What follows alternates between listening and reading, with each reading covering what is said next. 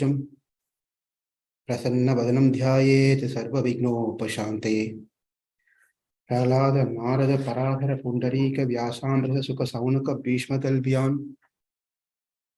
Can you tell them I'll call later, bro? They're calling from India. Hello.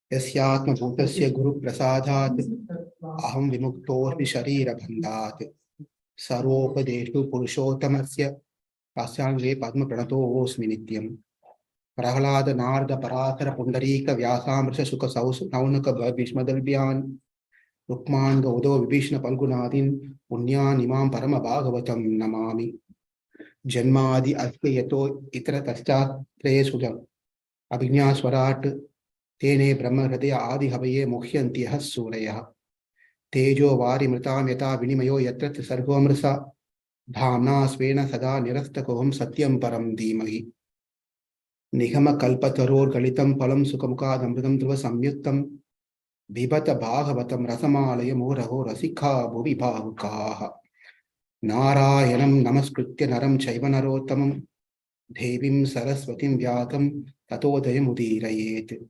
Vasudheve Bhagavati Bhakti Yoga Prayojitaha Janayati Asu Vairyagyam Jnanam Chayat Ahatukam Hare Krishna Krishna Krishna Hare Hare Hare Rama Rama Rama Hare Hare Hare Krishna Krishna Krishna Hare Hare Hare Rama Rama Rama Hare Hare Hare Krishna Krishna Krishna Hare Hare Hare Rama Rama Rama Hare Hare. Asmat Gurubhyo Namah. Gurubhyo Namah. Sarva Gurubhyo Namah. We are on the 12th canto of Srimad Bhagavatam. We completed up to 3 chapters so far. The first one was the degraded dynasties of Kali Yuga, where Parishit Maharaj was told about how, as Kali Yuga was progressing, how the kings will come and then the whole thing get degraded. And the symptoms of Kali Yuga was also spoken. And the whole purpose of this is to say that in Kali Yuga, the best way for us to attain the supreme abode is by chanting the holy name of the Lord. That's the whole purpose. Kaler dosha nidhi rajan astihi eko mahan gunaha. In the Kali, even though there are many dosha, faults, but one thing is beneficial here, that even the people from the previous Yuga want to take birth into Kali Yuga is because the lifespan is short. We may not be happy about it. Life is going to end soon, but they are very happy. In this Kali Yuga, life is very short. And because of the reason that we have so many defects in us, the Supreme Lord has given us an easy process to attain Him by chanting the holy name of the Lord. Hare Krishna, Krishna Krishna, Hare Hare, Hare Rama, Rama Rama, Hare Hare. Kirtanat eva Krishnasya Mukta Sangha Param Vrichet. Mukta Sangha Param Vrichet.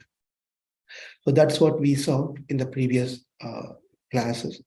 And then also we saw where Bhumi Gita in the 3rd chapter, where Mother Earth is laughing at the people like us, how we are trying to settle down in this world, make a permanent residence here. We all came here to get a permanent residence, right? So unfortunately, this place is not going to be permanent residence. We got to leave this place. Everyone who have been in the history, and Bhagavatam says, they're all now ashes, stools and ashes. They become turned into those things, even the great people in the history.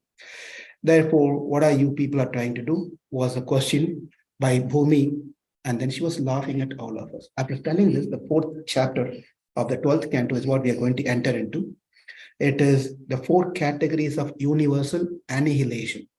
Those who already know Bhagavad Gita, studied Bhagavad Gita, we went through this several times. So this chapter is going to be an easy chapter for who did Bhagavad Gita. So let's get to the 4th chapter.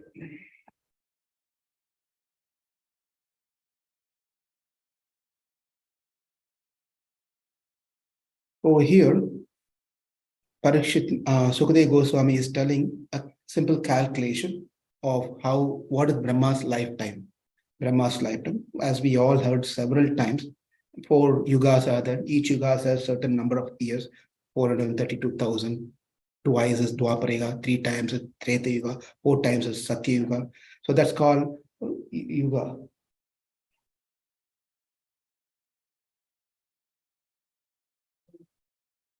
One second, someone is coming.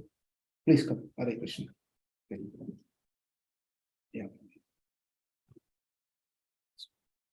But I just want to make sure you're in the right room. Okay, the Gita.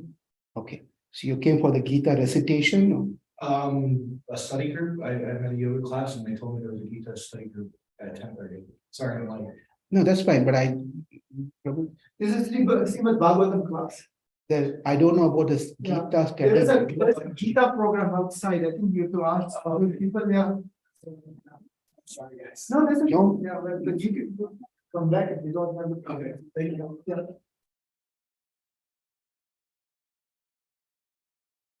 So the 4 yugas and then 1,000 times of that yugas makes it 1 day of Brahma. Can imagine that size. And then equally is the night time of Brahma. Now, Sukadeva Goswami is telling that there are 4 types of pralayas. What are the 4 types of pralaya?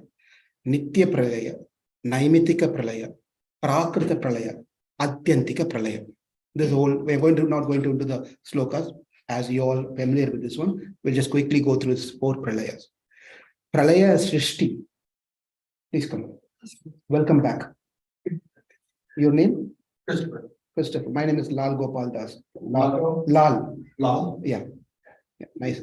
So what we are doing is Bhagavad Gita's little higher version of book called Srimad Bhagavatam. So it's part of it's not part of Bhagavad Gita. It's an elaborated version of Bhagavad Gita in a story format. Okay. So nice, you're not going to miss anything.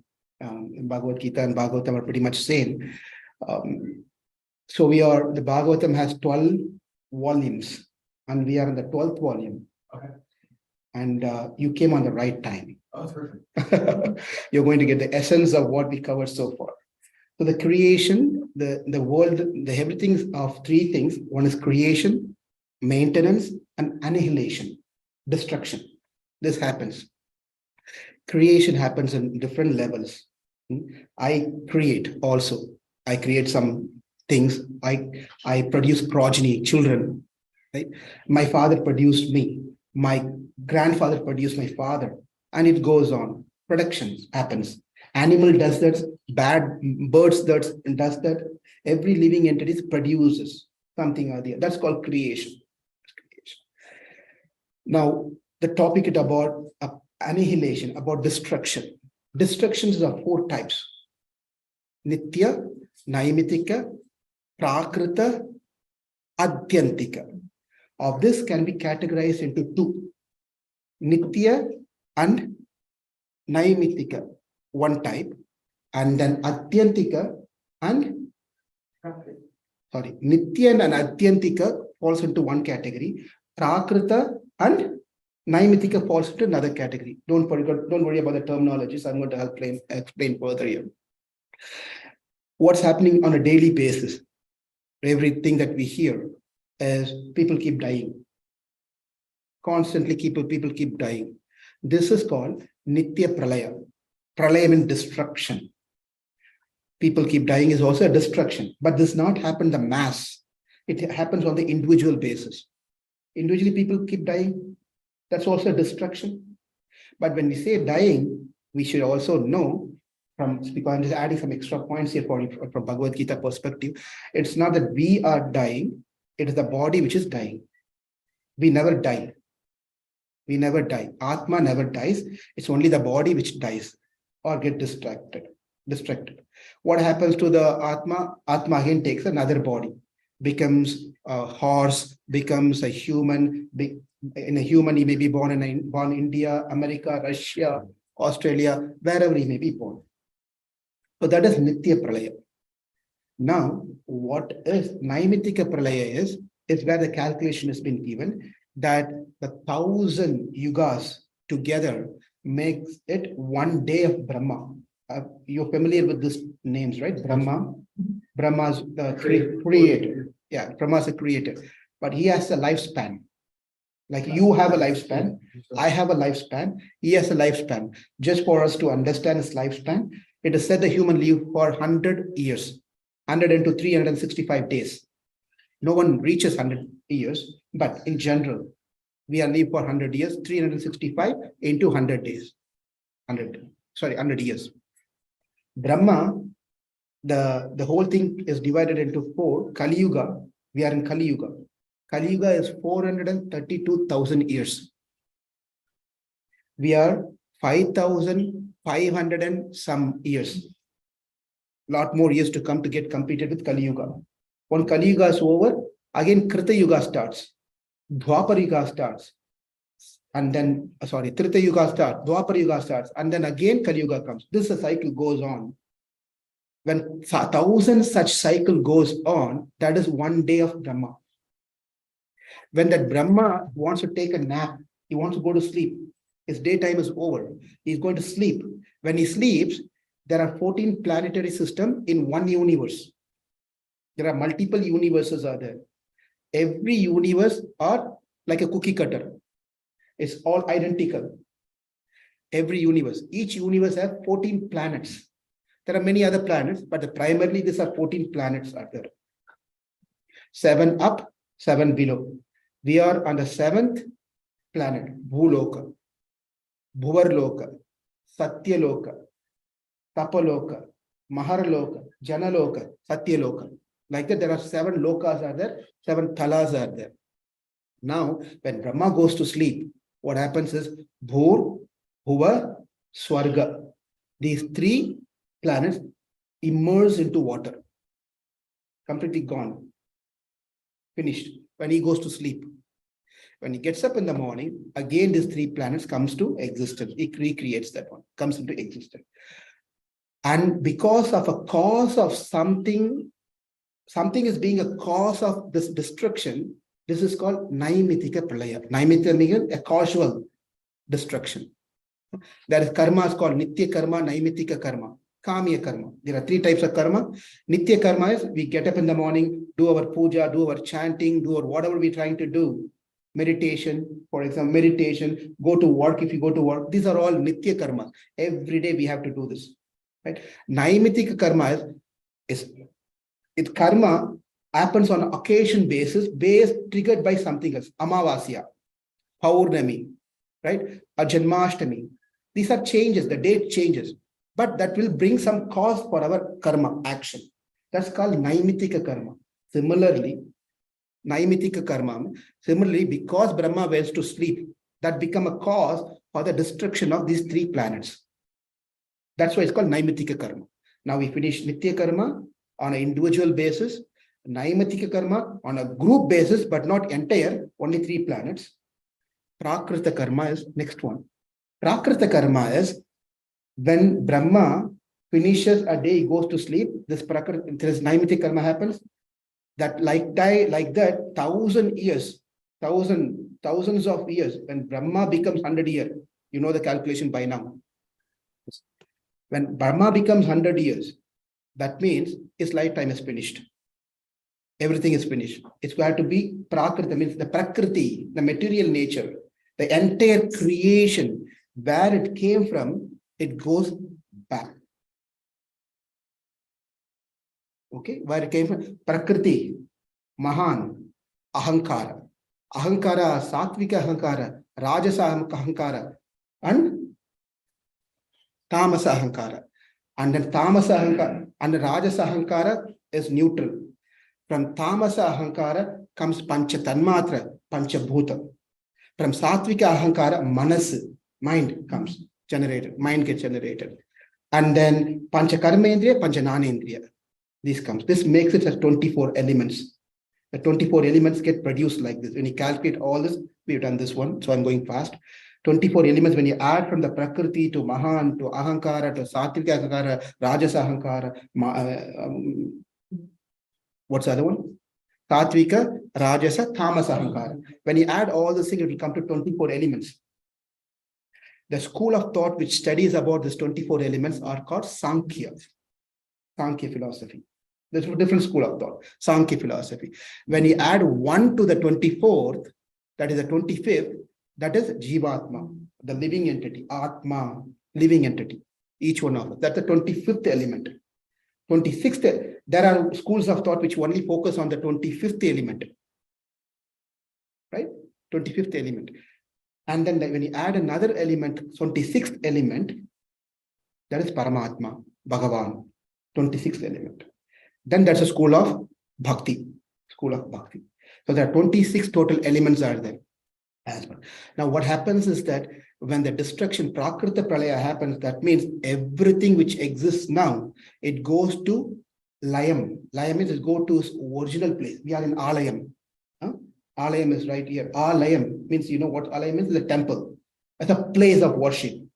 Layam, place of worship. Generally, it's called place of worship. Alayam means Mandir. Yeah, Mandir. In Sanskrit, there's another term for Mandir is Alayam.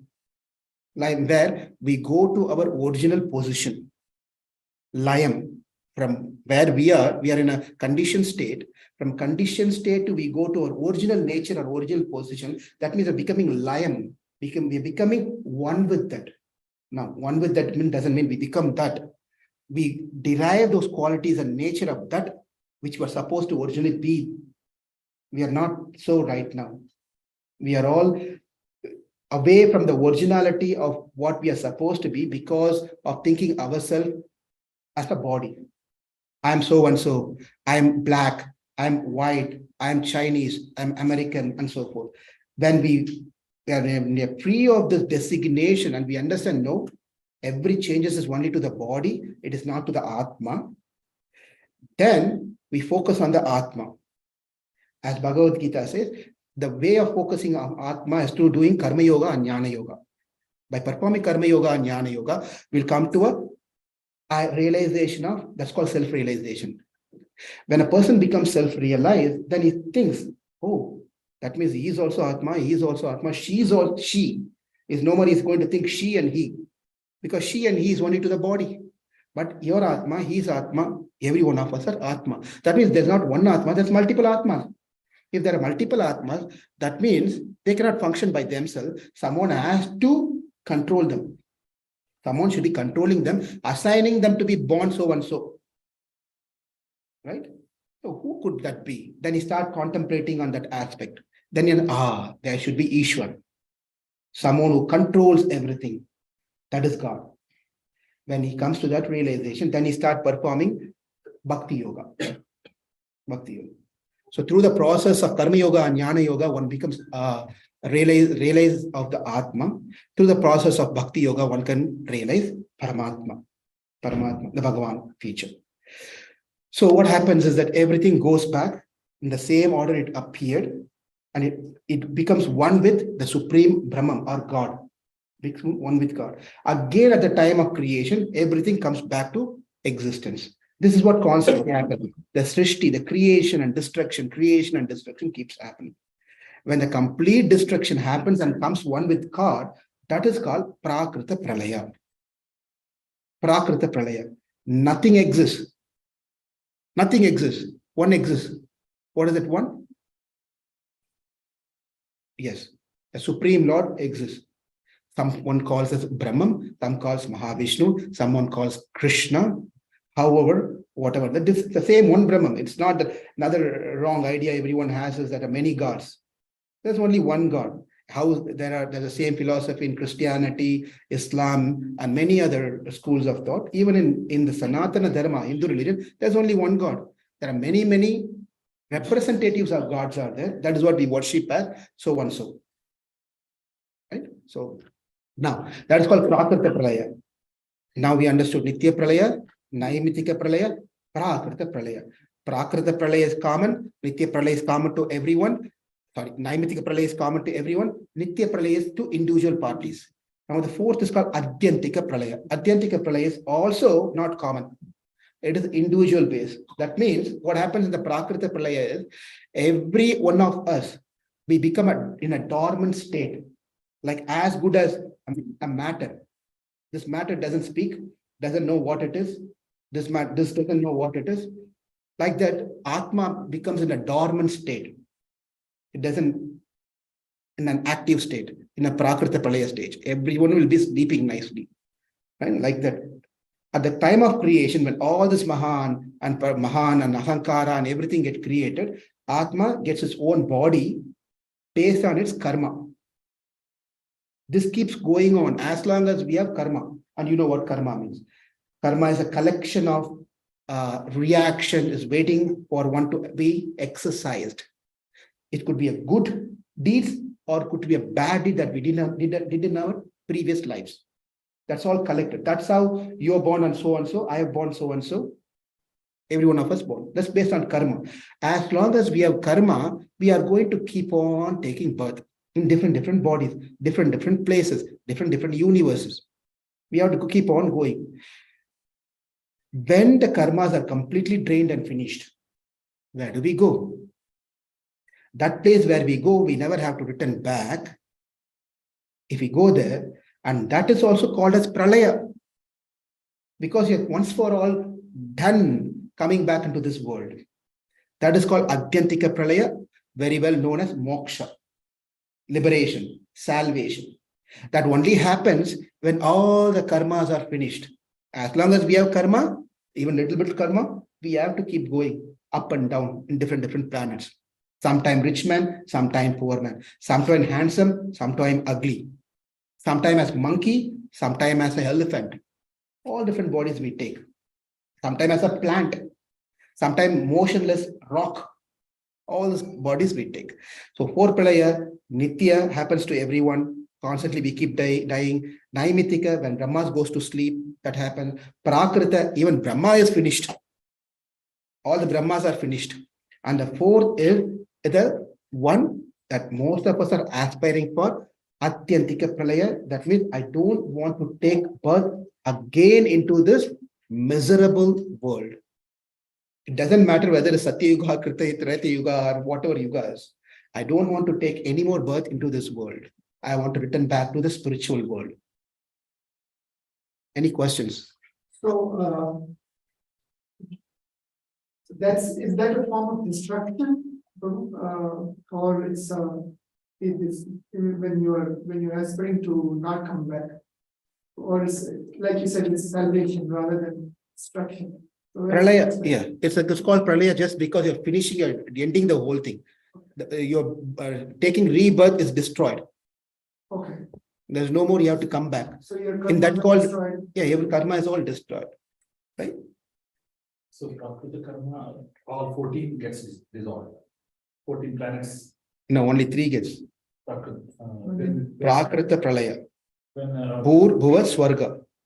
Only those get. In different literatures, it says that the 3 up and all the 7 also get destroyed. It's different, but it's not complete destruction. Something is left out. At least for the top 4s are left out for sure.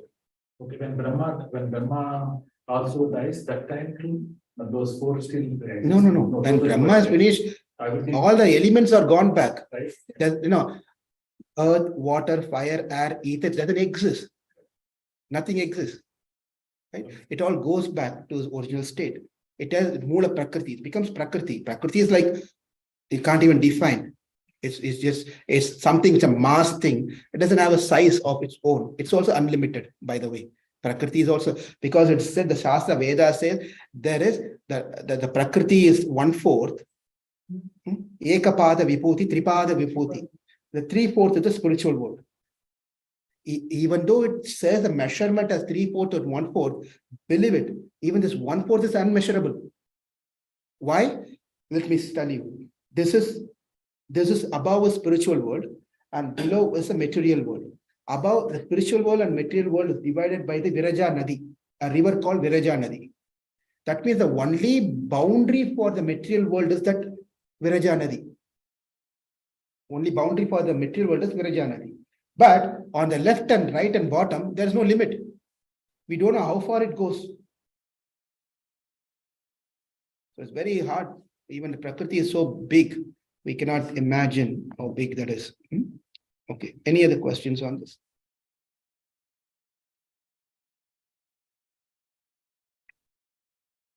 Okay, now let's move on.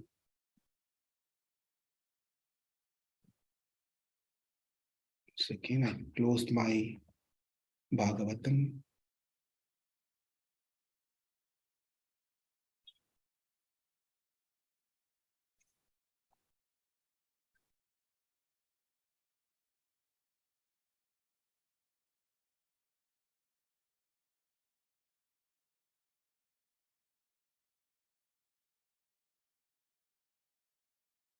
Okay, now that completes the fourth chapter of Bhagavatam and the chapter in the 12th canto.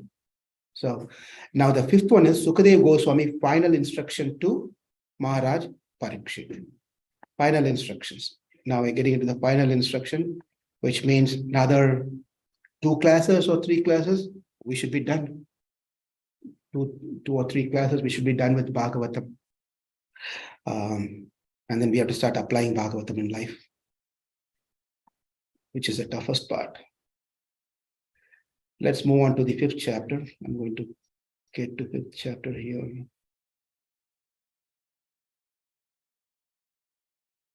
Do you have any questions so far? Sure. And there's a lot of the language that I like when he said moksha, but I picked up on that. That's Yeah. Oh, what the easy way of thinking is a constant destruction. Nitya pralaya. Constant destruction is individual parties dying. And then causal destruction is naimitika pralaya. A cause, there's a cause for this destruction to happen. That is Brahma goes to sleep. And then material destruction, when everything goes back. And the last one is that liberation. part when everything goes back, earth, fire, water, and there, is that like emptiness, like a big massive emptiness? Now, Like, when you were describing, I was thinking of the black hole in space that's sucking everything in, but we don't have a clue how far it goes, how far it's sucking in. Yeah. But our entire universe is being sucked into it. yeah. So let me give you another picture, dimension of another picture. Mahavishnu, Vishnu is lying down. Here's it. It's going to be very, very interesting to understand this one. Nothing exists other than God in first place. From that God, everything gets created. Even the space. There's no void. That means everything is filled by God. Everything from him, everything comes to him, everything goes back. So there's nothing as void when nothing exists. It is God one who exists all the time. There's nothing called void. Void means it's a space. Because just now we saw even the space comes out of one of the other element. That means that is also gone. There won't be space. If there's no space, what exists then? God. From that God, everything gets created back to him when the destruction happens. For example, if this room that we have, there's so many spaces here. If I'm very fat, you cannot come inside. Right. There's no space because I'm so fat. You open the door, you can't even open the door. Right? What is outside door there? Nothing. Right now we see the room there. Right? But that means everything that happens is happening within the God himself. At the same time, there's a spiritual world, which is also part of God. It's just, this is very inconceivable thing, but beyond our ordinary human mind to understand this. Well, yeah, my illusion is so hard to wrap your head Yes. around anyway. I mean, Yes. Everything. And to wrap your head around that anyway, or to wrap my simple mind around it, it's like, no, this is a table, this is a book, this is a hat, talking to you. Yeah. That's not illusion, but it is. It's real. Yeah, but it's real too, yeah. It's real. Okay. So Prabhu, He brought up an important point, but that's going to take a whole lot of different discussion, but we'll talk. We can discuss after the class. Yeah. Is that okay? Because we're not- I plan on coming next Saturday too. Very good. Yeah, very good. Yeah, go ahead. After the Prakriti Pralaya, does it again start with the Garbhodaksha Vishnu? Everything starts again. With the Garbhodaksha. Yeah. Garbhodaksha is where the bubbles come into. Yes, multi yes, yeah, Verses. yeah. Everything comes back into existence again. So when that comes back to existence again, the connection that we had with God at the beginning, will we have that connection again? So we'll go through the cycles of birth, rebirth again to where we're kind of a yogis, our Kali stage again, where it's going to destroy, and we're basically our own destruction, our own demise, because we just all become this body and forgetting that we are connected or that we are. I mean, God realization and self-realization, is it been different? No, self-realization is knowing about yourself as Atma. Okay, it's the soul and the soul. Yes, so, right, right. So then, And then the God realization is one step above that I belong to that God. I am not independent, I'm dependent on God. You, I, every one of us are dependent on God. We are all part and parcel of God. We are not God, we are part and parcel of God. We have our own individuality. It's not that you take a spoon of salt and throw it into the water. And what happens to the salt? Dissolve. That's not what happens. I just want to be very clear. There are different schools of thought. All right. One school of thought says that we are like salt. When the moksha means we become dissolved into the water, lose our identity. Right? But the problem is that the scripture says avikaraya suddhaya. I mean that the Lord, the Supreme Lord, never goes through any changes. Okay. Now you take a glass of water. And now you add a spoon to it, a spoon of salt to it. What changes that water goes through now? You can't find the salt, you can't take the salt out, it got dissolved. But what happened to the water? The characteristic changes. The characteristic changed, it became a salty water. It was not a salty water before. By adding a salt, it became a salty water. Number one. Well, someone may say, yeah, because God doesn't go through any changes, by the way. He doesn't go any great changes. Then if God is water and I am a spoon of salt, moksha for me is to become one with God. Then add that salt to the water. Now water should not change. It didn't change by quantity, but it changed by quality. It becomes salty. Now remove the salt. I mean, not remove the salt. Forget about the salt example. Now a glass of water. I take half a cup or a quarter cup of water, add to this water. The quality didn't change. This is also water. This is also water.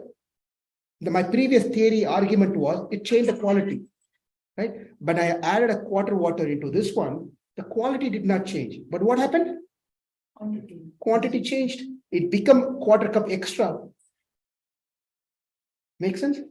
But God never goes through any of this quantity changes. Therefore, we can never become God. We cannot merge with God. We don't lose our identity. We be as we are. Moksha means going back to God in the spiritual world, and we serve Him personally. We start serving Him then. We will be as we are, meaning Atma, not as we are, meaning American, Indian, like that. As an Atma, we'll serve the Supreme Lord over there in the spiritual world. Does that help?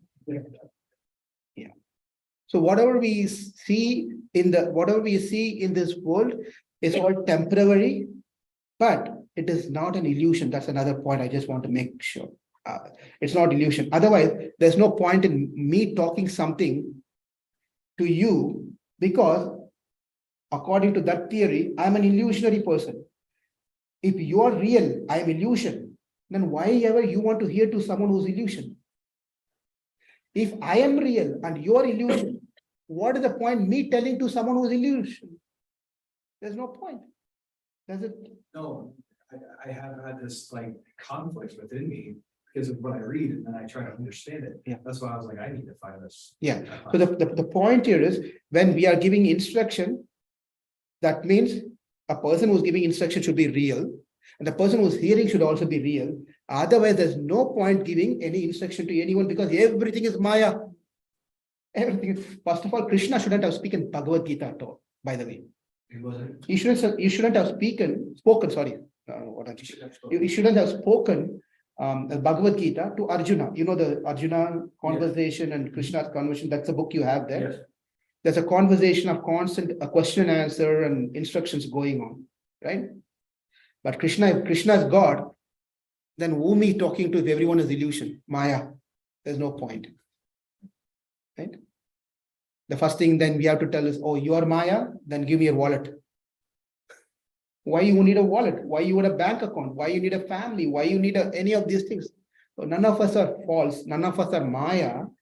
Why it is said Maya is because it takes away from God. That's the only reason. But everything is real. The stable is real. That is real. Everything is real. The only thing is it's not permanent. They're not permanently going to be there forever. It's all going to be gone one day. So that's the important point to remember. Okay. Okay. Okay. That's 4. So now comes to the 5th. Any questions or things from the online?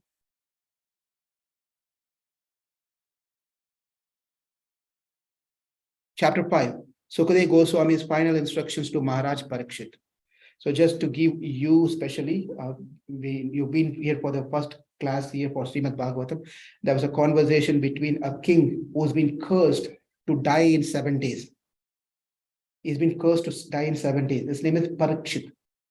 Parikshit. So he was thinking, what am I going to do in 7 days? What am I going to do? Should I go to Hawaii, settle down there? Or should I go to some other nice 7 wonders of the world? To 7 days, I can spend 1 day in every wonder and die finally, or drink full and have fun with whatever it is. So he didn't do any of those things. He said 7 days is left. I got to take life serious and do what I can do to make my life successful. The purpose of my life to be successful. So he was looking for a guru. At that time, Sukadeva Goswami comes. Sukadeva Goswami, a son of Vedavyasa, who wrote Bhagavad Gita, Mahabharata, literatures. So then he inquires, Parikshit Maharaj inquires to him, please tell me, I'm going to die in 7 days. Please tell me, what am I supposed to do? And in the 7 days, this whole Bhagavatam takes place. It's a 12-volume books. The stories and the philosophy, and it's packed with so much things. That is what Sukadeva Goswami as a guru tells to Parikshit Maharaj. Now we are in the 7th day. We are in the 7th day, actually speaking, where the curse is going to come to reality. How he is going to die? That a snake bird, a snake which can fly, a snake bird is going to come and bite him, and he's going to die. That's a curse he had. Okay. Now, all these things are recorded also. By the way, if you're interested, they can provide you the link, and you can go back to 2 years back and start hearing. And we also have a Gita channel every day. And from day 1 until all chapters of sloka by sloka is there, and I can give you everything is there. Yeah. Now, so on the 7th day, now it's like a climax scene. So Sukadeva Goswami is asking Parikshit Maharaj that I've told you some good information. I told you whatever you really need to know in your life. And I hope that you're satisfied and you got what you want to, right? So at that time, here, Tvam tu Rajan Marishyate Pashu Buddhim Imam Jahi Na Jatuhu Prag Abhutadhya Dehavat Tvam Na Nankshaisi. This is from the 6th chapter, 2nd sloka. Now Sukadeva Goswami is asking the Parikshit Maharaj, O king, understand, give up your, because every one of us are fearful of something or the other in our life. Something or the other, we are all fearful. Either we are fearful about our position. I'm so and so recognized in this place. What will happen if someone takes over my position? That person will become famous. I won't be respected. If someone is very wealthy, what will happen if the government comes or some thieves comes and takes away my wealth? Fearful of their wealth. If someone is very handsome or beautiful, and they are fearful of someone else who is much more beautiful and handsome, right? So all this fear is always there. If someone doesn't have a children, they are fearful about their children. If those who have children, they are fearful about their children, right? So there's all combination of fear is always there within all of us. What is going to happen to me? What is going to happen to me? The biggest fear that everyone has without even spoken, that we all have, is one day I'm going to die. I'm going to leave my, even though this is not a very good color or skin or all these things are there, but still I'm attached to my own skin. How much ever bad a guy may be, he's still attached to his own body. In our language, they say that kakaiku tan kunji pon kunji, meaning the crow is not a pretty bird. But for that mother bird, its baby bird is cute. Won't it be the same case for a cockroach, for a mice? Every animal loves their own pet child. We may get, disgusting, cockroach, oh my God, lizard, wow. But the baby lizard is loved by the mother lizard. Or the baby male lizard will love the baby, not baby, the male lizard will love the female lizard. They are attractive. As for them, that lizard or a cockroach is Miss Universe. For us, yeah. Everyone, the point is that everyone is attached to their body. Everyone. That's a difficult time to leave the body. Even who gives class, who gives big philosophy, they're also, I have to die. Everything is done now. Everyone is fearful. So Sukadeva Goswami is asking to Parikshit Maharaj that Tvam tu Rajan Marishyati Pashu Buddhim Imam Jahi. Pashu Buddhim. Pashu Buddhi. Pashu Buddhi. Pashu means animal. Pashu means animal. The translation is that, O king, give up the animalistic mentality of thinking. Animalistic mentality of thinking. That is, I am going to die. When you think that I'm going to die and become worried about it, that's called animalistic mentality. Animalistic mentality. Because why it says animalistic mentality is because animals think they are the body. Yeah. Animals think they are the body. You go to the dog, it's going to bark at you. You go to the snake, it's going to sting you. Right? So they think that, oh, you're coming into my boundary. Right? Therefore, everyone, if someone comes and does something else, we get angry on that person. So always the fight and arguments and all these things happening in the world. And what is that? The Ukraine and Russia, India and Pakistan and China and this country and that country, all those things just because of this wrong identity that I am Chinese, I am Ukrainian, I am Russian, I am American. You don't come here. You don't come here. I'll shoot you. Right? Therefore, King Sukadeva Goswami is telling that give up this mentality, animalistic mentality that I am dying. No one dies. No one really is dying. You have taken, unlike the body, you have not taken birth. There was not a time in the past when you did not exist. Sounds very familiar.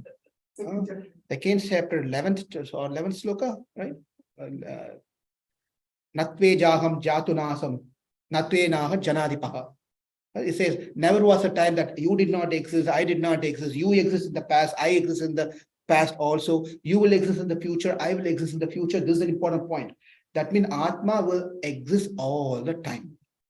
Atma will not die. Right? That's the point that's been very beautifully mentioned here.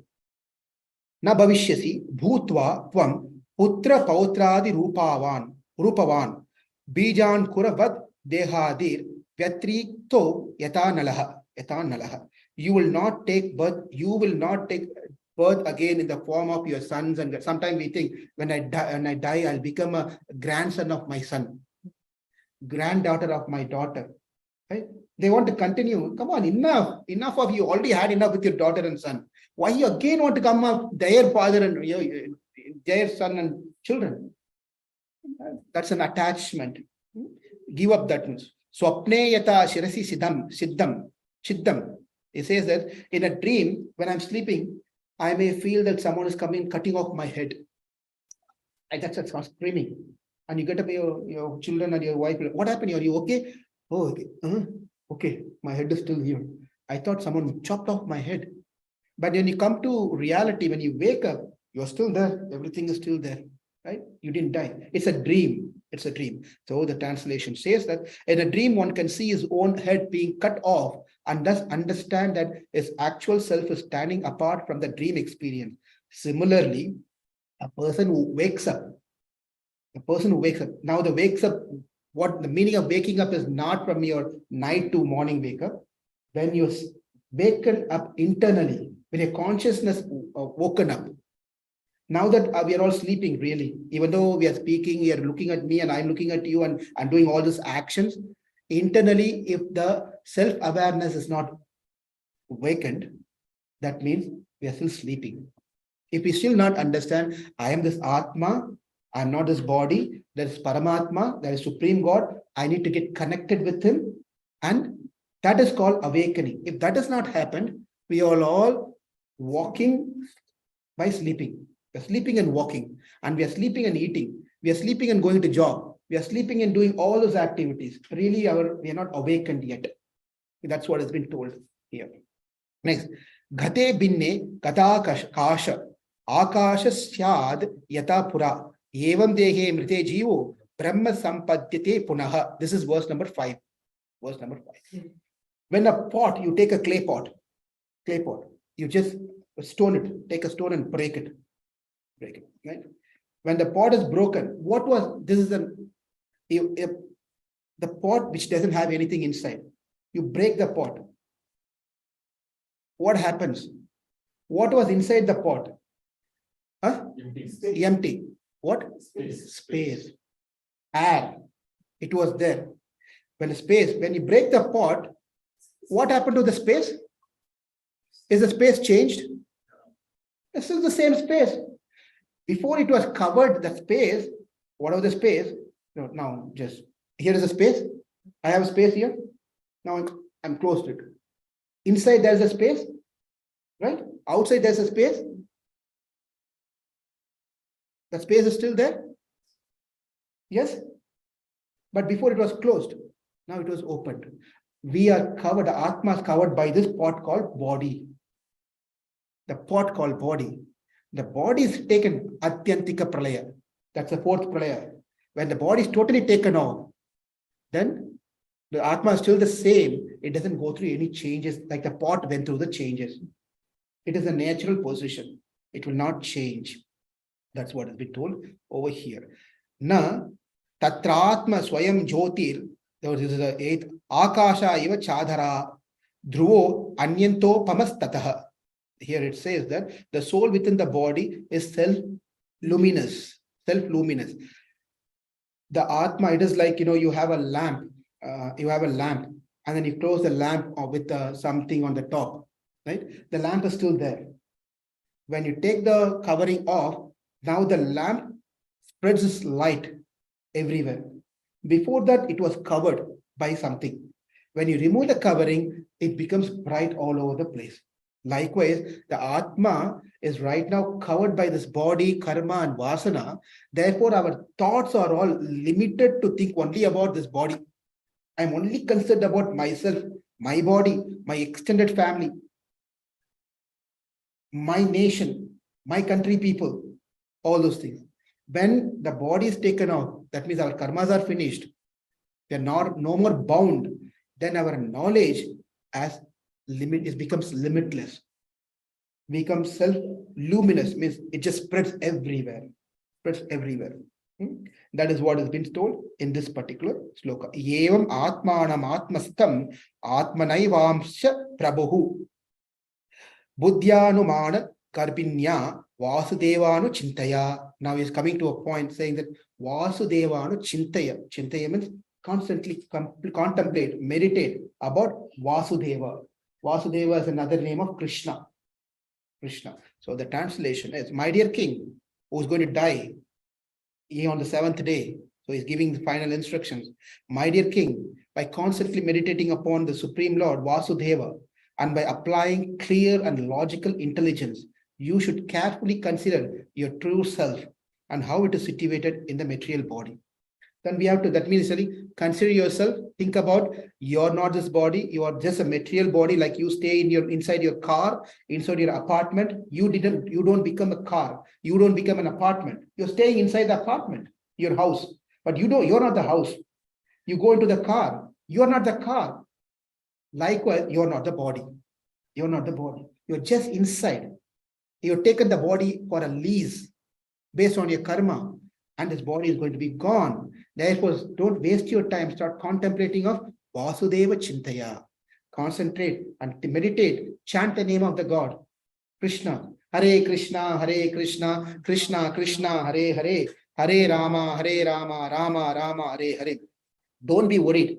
The snake bird, Takshaka, let him come and do its duty. Now, here is an interesting point. Usually people think this one, that is, I am devoted. I'm praying. I'm doing service for so many years to God. I'm doing meditation. I'll be okay, right? I'll be okay, right? No, problems will come. Everything will be going fine, right? I'll be in God's good books. I will be in God's good book, right?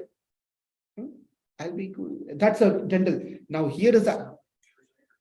Huh? Go ahead. It sounds like the church I grew up in. I think that's a common concept. That's a common. It is. It is. That's the way usually people I'm understand. not good enough. Yeah. I'll People, never be good enough. Yeah. So they keep sinning and sinning. yeah, exactly. So here, Bhagavatam started 7 days back. We are on the 7th day, 6 days back, 7th day. In the 7th day, everyone will be hoping that Sukadev goes, Parikshit Maharaj dedicated his 7 days only purely in Krishna consciousness, only completely in bhakti, devotion to God. No problem for him. Nothing will happen to him. But what Sukadev Goswami is saying is completely reverse. He said, don't worry, Takshaka comes and bites you. Don't worry, nothing will happen to you. What? I spent my 7 days with you just to get this instruction that don't worry, even if the snake come and bites me. I thought you're going to take care of. I thought you're going to take care of me from the release from the curse. Parikshit was smiling face. He was in a smiling face. As was hearing this one. So he says this: the snake bird Takshaka, sent by the curse of the Brahmana, will not burn your true self. Second chapter Bhagavad Gita. Can we cut the Atma into pieces? Can we put it into the fire and make into ashes? Can we wither in the wind? Can we soak into the water? Can we cut into? We cannot do any of those things to Atma. And the same message, which was difficult for us to understand Bhagavad Gita, we spent so much time here in a simple story format. Sukadev Goswami is telling to Parikshit Maharaj, you yourself will not be killed. You are not going to die. It is only the body which dies. Who cares about the Vasamsi Chirnani Yata Vigaya, Navani Granati, Naroparani? Like you change your dress when it becomes like, already I can see this one. Is coming out. The threads are coming out. That means I cannot come for next 1 month after. I cannot wear the same dress and come. I'll be looking crazy guy. Everywhere it's gone. This kurta is gone. I have to throw this out and take another kurta and wear. Likewise, when the body becomes useless, throw the body out and take another body. One who is interested not to take any more body is called mumukshu. One is, no, I don't want to take this body business again. Even though I get a silk kurta, I don't want. Let me just forget about this body's business. So that person is called mumukshu, who is ready for atyantika pralaya, the fourth pralaya. See, it's all sequential, connecting. Is coming to this point here. Right? The agent of death will never burn such a master of self as you. So he goes on that one. Now we go, Aham Brahma. This is 11th and 12th sloka. Aham Brahma Param Dhama. Brahmaham Paramam Padam. Yevam Samiksha Chatmanam Atmani Adhaya Nishkale. So he goes, the translate, you should consider I am non-different from the absolute truth. Because God and is part as the same qualities. But the reason that we cannot exercise or experience that is because of we are in this body, karma. Otherwise, whatever God has, we have the similar qualities also in our original state. Right now, we are not in our original state. We are in a conditioned state. Therefore, we cannot experience this one. So he says that you will not even notice the snake bird Takshaka when he approaches with his poison-filled fangs, bites your foot. He's also telling where he's going to bite. Come on, this is too much. If we are in the position, we'll get, oh my God, let me put some special Reebok shoes or some boots or something so that the snake doesn't bite my foot. Right? He's going to bite your foot. You won't feel anything at all. Maybe anesthesia is given to him. Yes, that is bhakti anesthesia. When you are in the bhakti anesthesia, we will not feel anything that's happening to the body. Our anesthesia level is so low or no anesthesia. Therefore, I'm feeling hungry. I'm feeling tired. My throats are hurting. All those different things happen. When bhakti anesthesia is given to us, if we sincerely practice what's been given to us, then we can be like Parikshit Maharaj. Now, yetate katitam thata, yetate katitam thata. So, in sometime we call beta idrao. Son, beta idrao means in an Indian language, beta idrao means with love they are telling. But like, you call your daughter, sweetie, honey, come here. Right? If that's a son, I don't know how this may be the same, I don't know. So, come here, darling, come here. When a child, call your child with love and affection. Like that, Sukadeva Goswami is telling to Parikshit, Tata, my dear beta, my dear son, is like that, my dear beta, so affectionate, so lovingly he talks. Right? Yetate katitam tata, yad atma prashtavan nripa, harir vishvatmanas chestham, kim bhuyam shrotam ichasi. He says, beloved King Parikshit, I have narrated to you the topics you originally inquired for. He asked few questions in the very beginning. Right? Now he's saying, I think I answered all your questions. Your doubts must have gone by now. Isn't it similar to what Krishna asked in Bhagavad Gita to Arjuna? As all your doubts are gone now. Are you fixed in what you're supposed to do? Right? Likewise, here Sukadeva Goswami is asking, I answered all the questions that you asked. Are you satisfied? Or your doubts are gone now? Are you fixed in what you're supposed to do? You know what you're going to do now? Now that it's time for you to die. These are the questions, my dear son. My dear son. He asked. That ends the 5th chapter. Okay. Now the 6th chapter, climax. Parikshit Maharaj passing away. So the snake is going to come, is going to be bitten, is going to leave the body. Before that, we'll pause here and take some questions. Anything that you want to add? So I think this chapter nicely connected to the 2nd chapter of Bhagavad Gita, which has The third chapter in the Gita is like a whole telling you about the whole book, really. yes, exactly. Yes, but it really connects very well. That's what this chapter we have. I didn't even bring my phone, but are you looking at a book? Yeah, I was looking at the book. Sorry, what he was. If you can provide the information, phone number or something, contact, he can send you all the links. Yeah, links, and this is a book, it's called Database. It has all the books. Oh, wow. Yeah, so it's freely available. And they're just making sure I'm doing rightly. They're cross-checking, everyone is crossing. Is he telling the right sloka or is it talking whatever he wants? They have my A sloka is a verse. verse. Okay. Verse. A Rudra is a prayer. And I'm totally off. That's okay. Yeah. Rudram. Rudram. Rudram is Vedic verses glorifying Lord Shiva. Okay. Lord Shiva, Rudram. A series of verses chanted together. Rudram. So there a series of slokas. See your sloka. Makes the. Yeah, yes. Likewise, many proses are there. Many chanting verses are there. I've noticed when I learned like the Gayatri, I gotta just say it. Om Bhurdu Vasvaha Tatsavatu. Like Barbara Devasya De Mahe is in so many different verses. I don't even know what it means. May I ask you, how do you got interested in what got connected to the? I had a minute, 4 years ago, I was meditating and.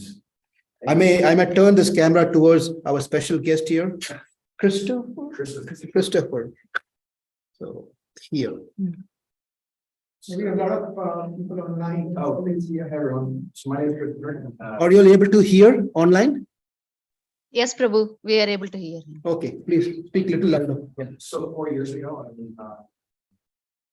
just on a spiritual quest, and I was actually let go of Christianity altogether. You could call myself an atheist at that point, but I knew that just it didn't connect with me whatsoever. I knew there was a creator, and I started to read into Buddhism, shamanism, and with shamanism, I could worship a leaf, I could worship a blade of grass, and that connected to me. And when I was in a meeting, an Al-Anon meeting, and that's a whole different story, but I was there talking to a gentleman there about Buddhism and shamanism. He said, "Hey, have you ever been to the temple?" And it was just right down the road where I was at. I said, "No, I have never been to the Hindu temple." And he goes, "Would you like to go?" And I said, "Yeah, sure."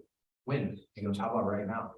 So I came, and I didn't know then. I got a pamphlet like they give you at the door. I went around, I felt at home. I was sitting in front of the Shiva Lingam, and it's definitely different than any of the other deities. I mean, it doesn't have 3 heads, or it's not dressed up. It's just this big anvil looking thing. That's what I think it's. I'm looking at it, I'm going, okay. I didn't even know it, but the founder of the temple, he's the one that came over to me that day, and he came over and he said, "Can I ask him, do you have any questions?" And I said, "I have a million questions." And he goes, "Let's just start with one." And I said, "Okay, I grew up Christian." And he says, "Let's stop there." And I said, "Okay." He goes, "That's a path too." And I said, "Oh, okay, I felt at home." So I just kept coming to Shiva Puja, some people got, but anyway, how I dove down this, another person he was in prison, and I was starting to do yoga. And I was talking to him over the phone, and he's like, "Have you ever read the Gita?" And I'm like, "No, I haven't." He said, "I would suggest that." So I went. The person who was in prison? He's in prison, yes, his name's Shane, yeah. So he was in prison, he never read the Gita, I guess he picked it up in the library, told me to read it. I didn't at first, I thought it was kind of like the Bible. It was just going through, at the beginning, it was going through the gods and like we're telling the family history, and I wasn't that interested. But then I listened to it online, and I was like, wow, the way it's kind of described death, the way it described how we are as part of this body, how we are going to, our Atma is going to the next body or to moksha. It released me, it freed me. And I was so afraid of dying. I was living life like, I gotta get this done, I gotta get this done. And it just wasn't fun. And then I read that. And anyway, in front of I didn't even know this, but I had my therapist, sorry, you guys are gonna hear him, he was Hindi. And him and I would talk about it. And this is actually during the time that I was not going to church, I was atheist. And I would just talk to him a little bit about mindfulness and meditation. And that led me into wanting to learn to meditate or practice meditation. So I went on YouTube. Om Namah Shivaya was the very first mantra that I learned. And I just said it over and over and over. I would just sit there in meditation and mudra. And I would sit in my room for hours chanting Om Namah Shivaya. One night I'm there and I'm like in the meditation.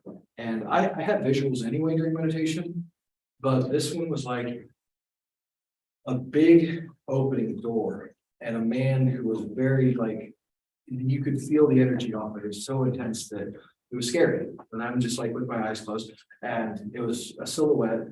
And this man starts to walk towards me.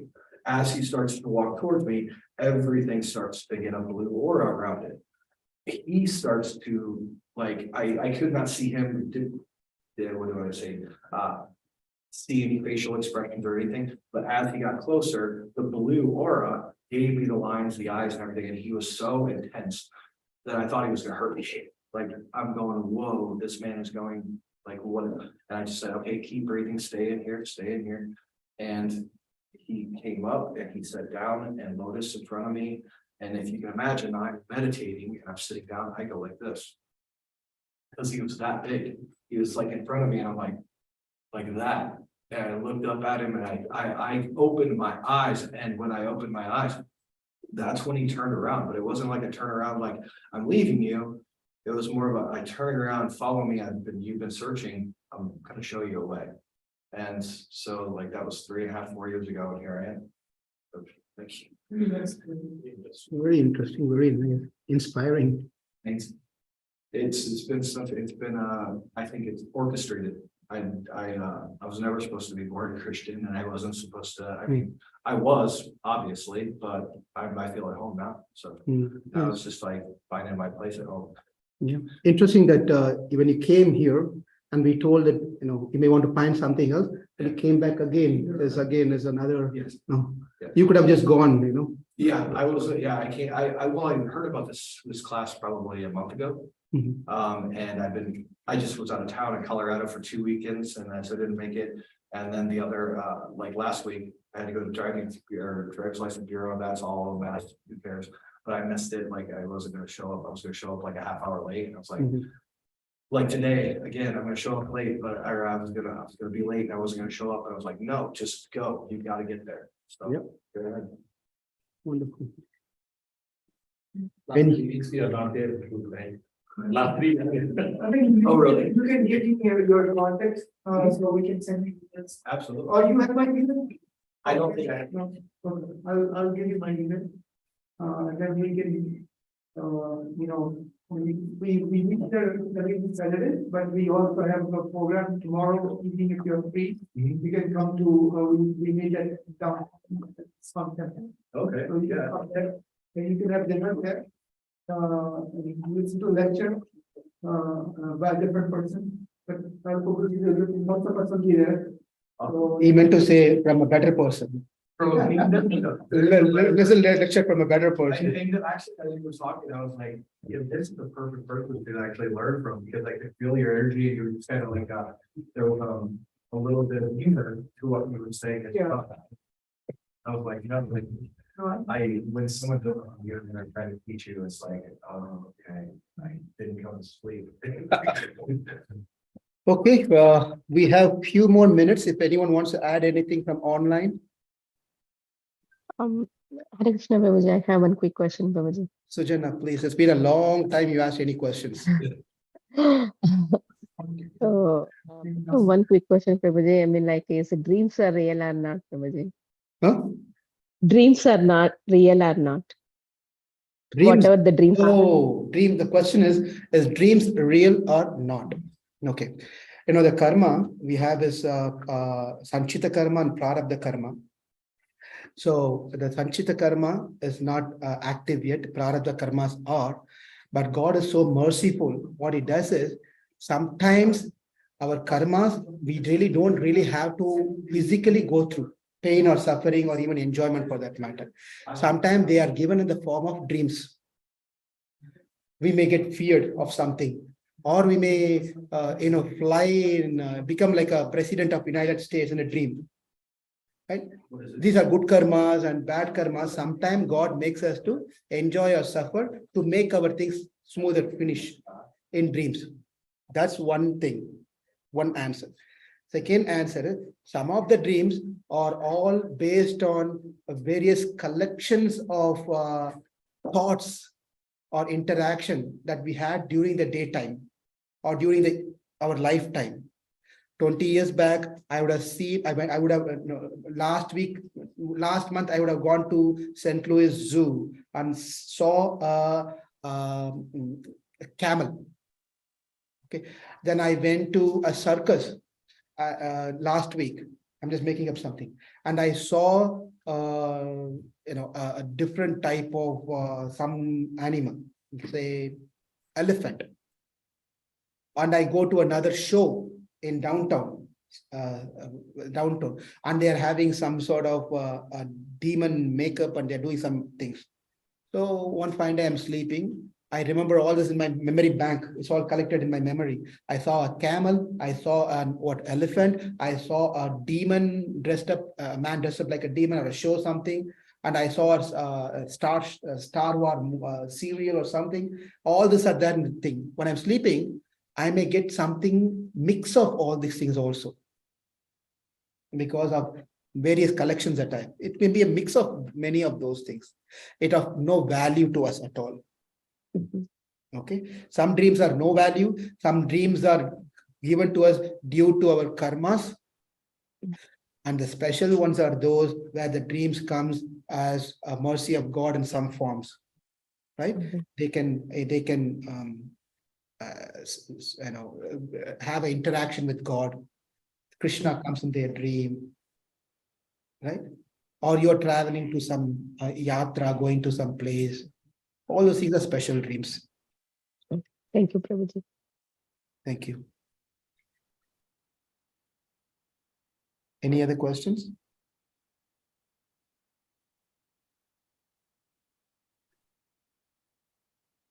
Okay, yes, Kiran.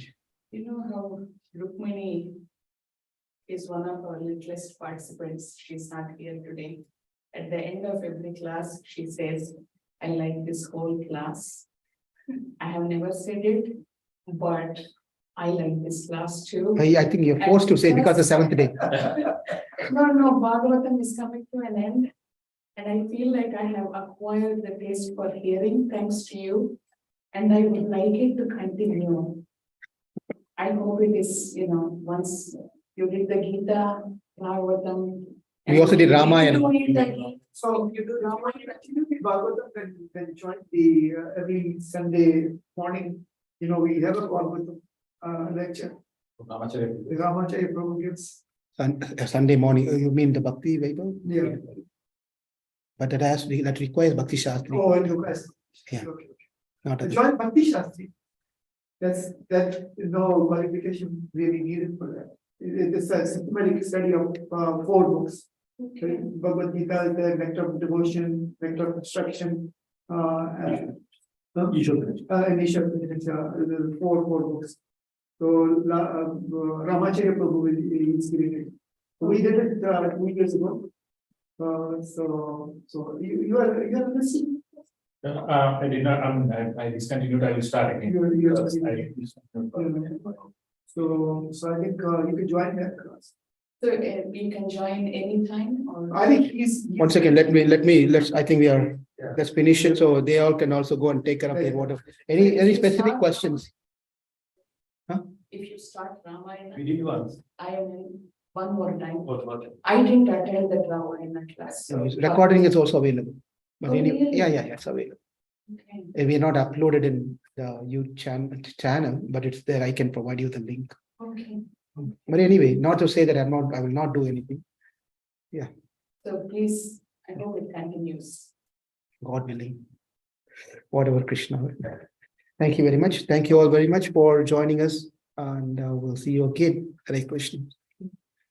Thank you, Prabhu. Hare Krishna. Thank you. Hare Krishna. Thank you, Prabhu. Hare Bol. Hare Krishna.